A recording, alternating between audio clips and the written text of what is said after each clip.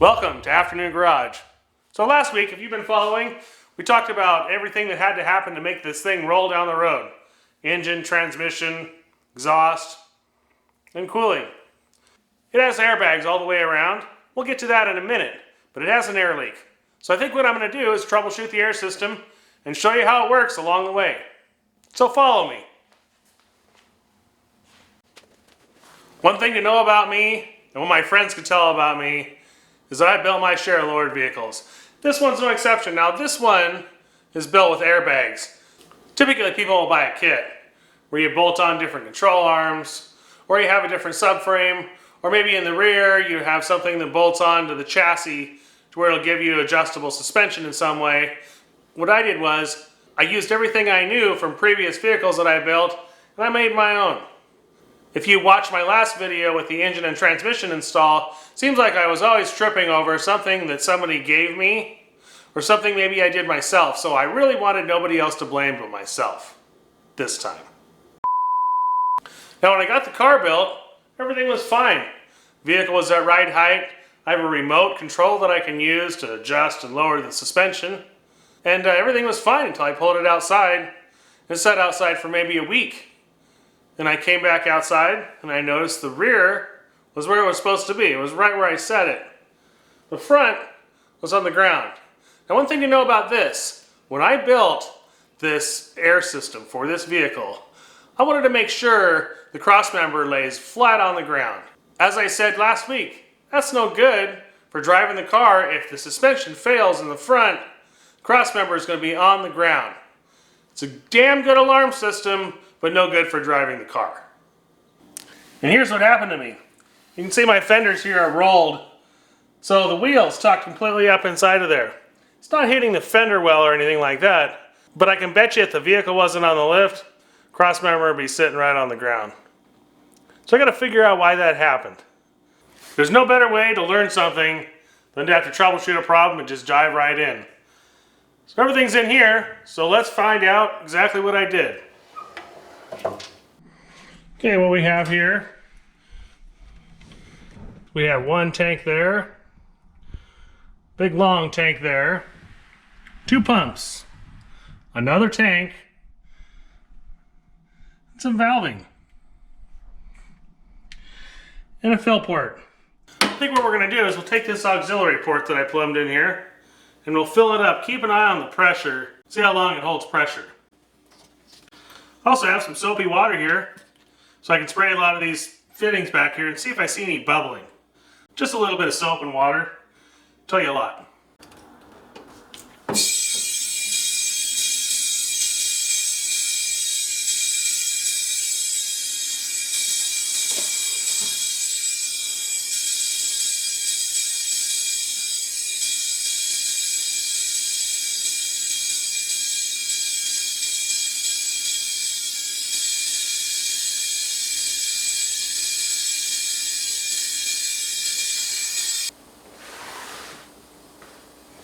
Okay, it looks like about 100 pounds. Let's check for leaks.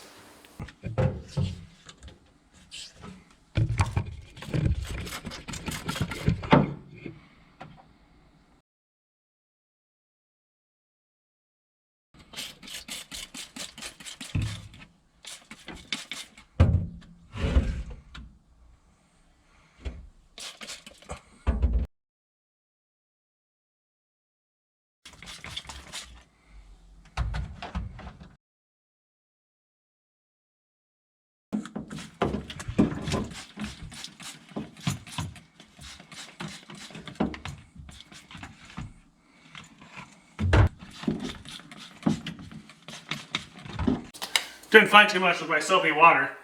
Make sure and check that valve block too.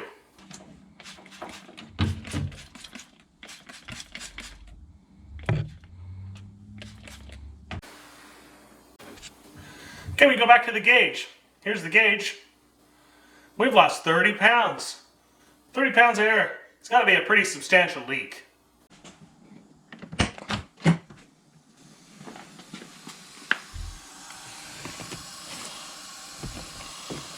I hear something down here.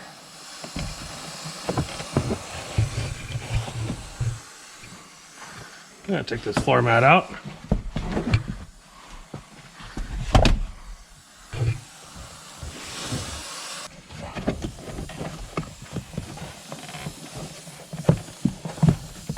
There's an airline here. Oh boy. Oh, there's your problem. Well, looks like we found the source of the leak. Underneath the driver's footwell. Big 3/8" line. You may wonder, why is there a big 3/8" line, air line, going through the passenger compartment? Well, let me explain that. Typically, when I put air suspension in a car or something like that, I'll use the air for everything I can. In this case, I put air horns on the front. So what I have is I have a charged line going all the way to the front and a solenoid valve right at the air horn. Now, when I think about it, that's a really bad idea. The reason is because you have an airline that's pressurized sometimes to, these things shut off at 145 psi. Well, if you have a compromise in your airline, what's going to happen is it's going to bleed all the way out because you installed air horns on here. So what I need to do to solve this problem is make sure that that line that's leaking that we found doesn't have any pressure on it. That means taking that solenoid valve and installing it back here right at the tank at a metal fitting where it's less likely to leak. So that's that plan. So that still doesn't explain why the front is dropped, because the front is controlled through the valve body. But for now, let's fix this major air leak we have, get the tanks up to pressure and get them stable, make sure they hold air, and then we'll move on to find out why the front's leaking down. Alright, so what we need to do now is get the car off the ground, get the lower bumper piece off there, take a look at those air horns.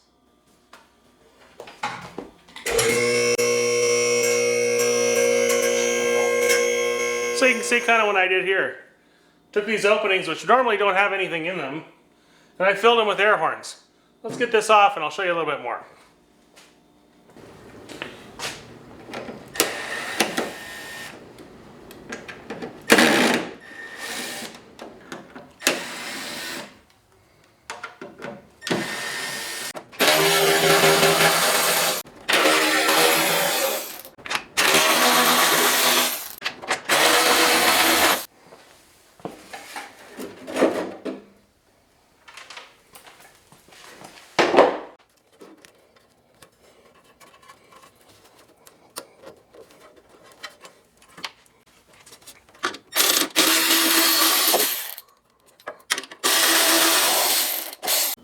We got these two pieces out.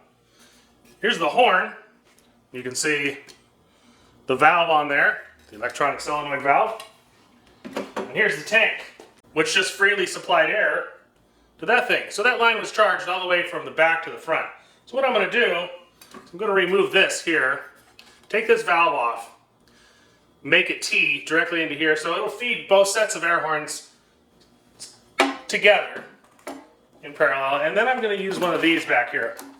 This is more of an industrial type solenoid valve. This one here has 1/4" fittings in and out, but much stronger coil. Probably takes a little more current to actuate, but that's okay. And I think what I'm going to do is I'm going to run it from the dash switch up front because it's not hooked up to the steering wheel right now. That would be kind of obnoxious. I have another set of horns that I use in traffic or that kind of thing. These are only for show. So trust me, I don't go down the road blaring these. But anyway, I digress. We'll have to wire it from the dash underneath the carpet into the rear. And that's where we'll actuate this valve, which will then charge the line. So no matter what happens with that line up there, if it wants to develop a crack or a leak later on, that's perfectly fine because it's not going to have any air into it till this turns on. Remember to use Teflon tape.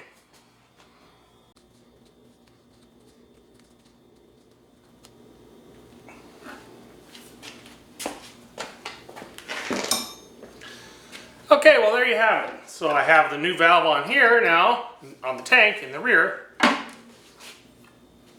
No valve on the front, just a T. So we'll go throw these back in, do a leak check.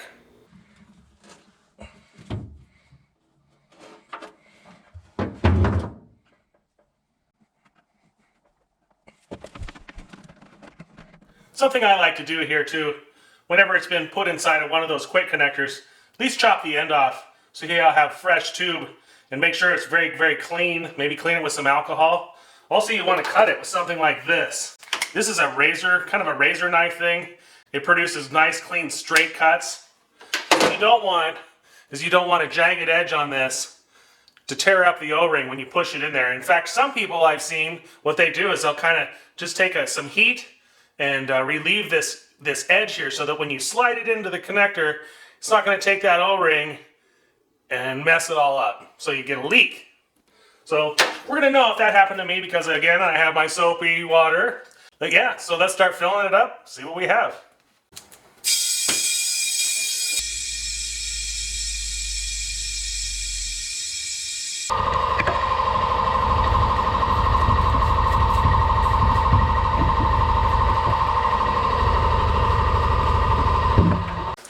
Alright, remember, soapy water is your friend. I think we're going to do is we're just going to let it sit there for an hour or two.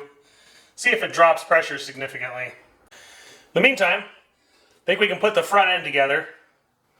Because we know that doesn't have a valve in it and there's nothing really going on up there anymore. But yeah, let's put the front end together.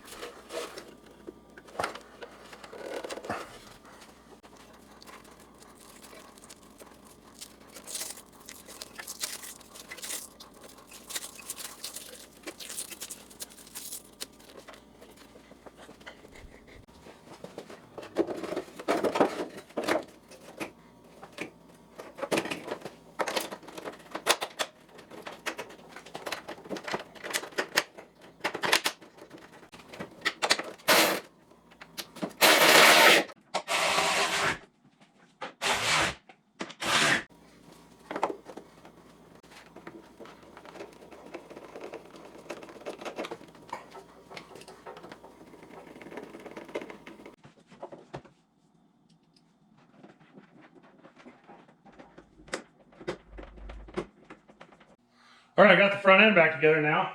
Now what we'll do is we'll go down and see exactly how much air leaked out, if any. That looks pretty much exactly where we left it. Great, I'm happy with that. That means we don't have any leaks, at least back here. Alright, now the next test I want to run. So I want to hook the compressors back up, get those going, and get it back to my specified pressure. I have a pressure set at 145 psi. So I'll probably need about 40 pounds more air. Let it shut down. We'll do another leak check. Make sure it can hold 145 pounds of air.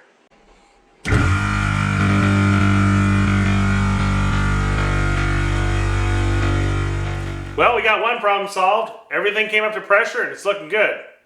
So the rest of the troubleshooting will probably take place in here.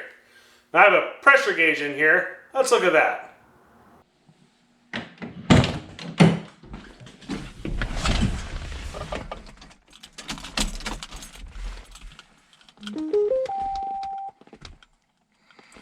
So we can tell we have 143 pounds of air in the tank. No pressure in the front, no pressure in the rear. So we'll set it kind of high at like 90. In the front.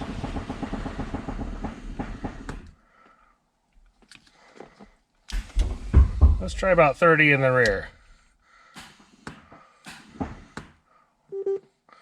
Takes a minute to stabilize.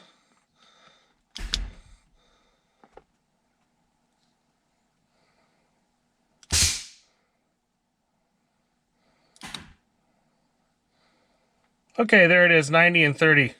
We'll come back later and see if that number's changed. 24 hours later. So it's actually about the same on the rear, but that front is about 2 pounds a day, I think. It's been about a day, but it's been about a day, so maybe 3 pounds a day. 24 hours later.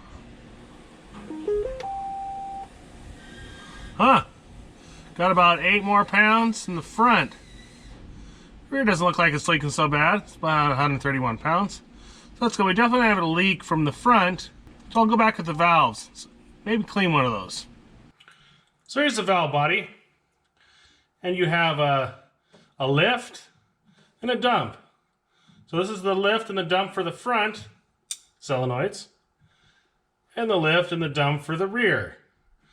Each one of these has a pressure sensor, so you don't have to send any kind of air lines up into the front to be able to tell what's going on back here. So you have just wires going up there, and that's a really good thing. So I suspect it's the lift on the front. So that would be this one right here.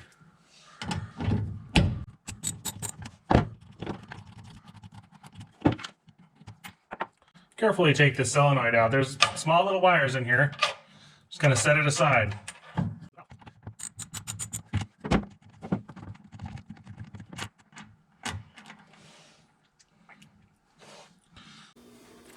Here's the actual seal from that valve body. See, it's got a spring in there. Use electromagnetics to open and close the valve. I think we should look at the sealing surface right here. Put it under the magnifier and see what we see. Oh wow, look. So you can see there's a piece of metal, big chunk of metal right there. Looks like it's kind of rusty, so it's probably even been in there for a while. Stuck to the sealing surface. Best thing to do is just take some alcohol, clean that off with a cotton swab, reinstall it and see what happens. That was a good find.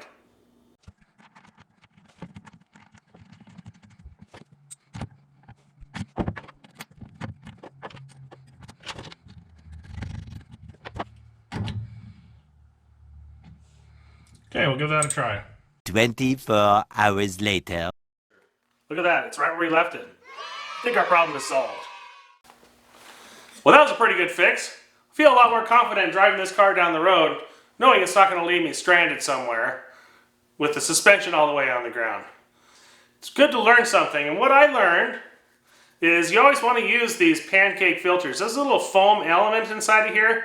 It kind of keeps dust and dirt and I don't know, metallic particles from getting inside the valve body and rusting inside of there, keeping the suspension from going up and down. Yeah, probably want to use one of these. So the reason I didn't use this was because it was a remote mount only. And that was easily solved by just a little piece of tubing in there. I think I'm just going to stick it on the front of the pump. I'm not going to have those problems anymore. You want to make sure and keep the air system clean and dry. So lesson learned for me. Another thing I have to tell you is if you go to hook it up to a remote of some kind, like I have here, I have a kind of a cheap 4-channel remote, has 4 switches on it, up, down, for the front and the rear. Make sure and disable this when the ignition key is on the on position. So when you're driving the car, there's no suspension adjustments that can take place other than the manual box inside of there. You want to be able to make sure that you don't get any interference on, I believe this is 413 megahertz. You get some interference when you're driving down the road, the suspension could go up or down, you don't know when you're driving. That could be disastrous. That's really all I have for now. I planned on getting into more about what I did to build the car. I have to say that for another episode.